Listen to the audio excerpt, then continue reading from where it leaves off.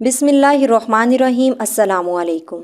एक औरत आई, या रसूलल्लाह सल्लल्लाहु अलैहि वसल्लम, मेरे शोहर ने मुझे तलाक दे दी है और तलाक थी ज़माना जाहिलियत की।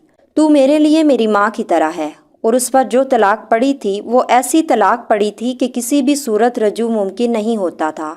जब उसके शोहर ने उसको तलाक दे दी तो वो परेशान होकर अल्लाह के नबी के पास आई। अल्लाह के नबी घर पर थे और हज़रत आयशा रज़ियल्लाहु ताला अन्हा उनको कंघी कर रही थीं। या रसूलल्लाह सल्लल्लाहु अलैहि वसल्लम, मेरे हामद ओस ने मुझे तलाक दे दी है और कह दिया है कि तू मेरे लिए मेरी माँ की तरह है। अल्लाह के रसूल सल्लल्लाहु अलैहि वसल्लम, अब क्या हुक्म है? तो अल्लाह के नबी ने कहा, होला अब तो उसके लिए हराम हो गई है। तो कहने लगी, या रसूलल्लाह सल्लल्लाहु अलैहि वसल्लम, आप नज़र सानी करें। वो मेरे बच्चों का बाप है और मेरे माँ बाप मर चुके हैं। मैं किसके सहारे जीऊँ और मेरे बच्चे अभी छोटे हैं, बच्चों को कहाँ से पालूँ? तो अल्लाह के नबी ने फिर कहा, होला काम ख़त्म हो चुका है, तू उसके लिए हराम हो चुकी है।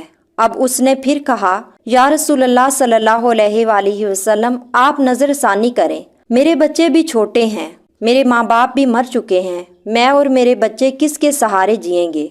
जब हौला ने तीसरी मर्तबा भी फरियाद की तो अल्लाह के नबी सल्लल्लाहु अलैहि वसल्लम चुप करके बैठ गए कि अब मानती तो है नहीं। जब उसने देखा कि अल्लाह के नबी भी नहीं सुन रहे तो उसने कहा, अच्छा आप नहीं सुनते हैं तो मैं आपके रब को सुनाती हूँ। और हौला ने आसमान की तरफ हाथ उठाए और कहा, ए मेरे रब, मेरे छोटे छोटे बच्चे हैं, मैं अपने पास रखूं तो रोटी कहाँ से खिलाऊं, और अगर अपने शोहर के पास रखूं तो उनकी तरबियत कौन करेगा? तरबियत तो माँ करती है।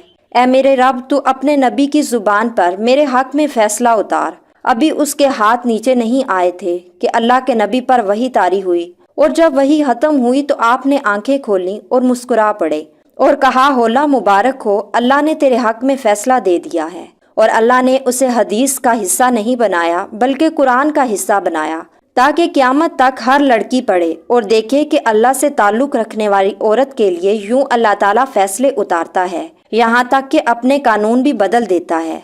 बेशक अल्लाह ताला ने औरत की बात सुनी जो तुमसे अपने शोहर के मामले पर बहस करती है और अल्लाह से शिकायत करती है, और अल्लाह तुम दोनों की गुफ्तगू सुन रहा है।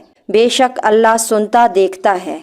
अल्लाह ने खौला को बड़ी इज्जत दे दी कुरान में, और सिर्फ एक आयत नहीं बल्कि पूरे 2 रुकू उतारे।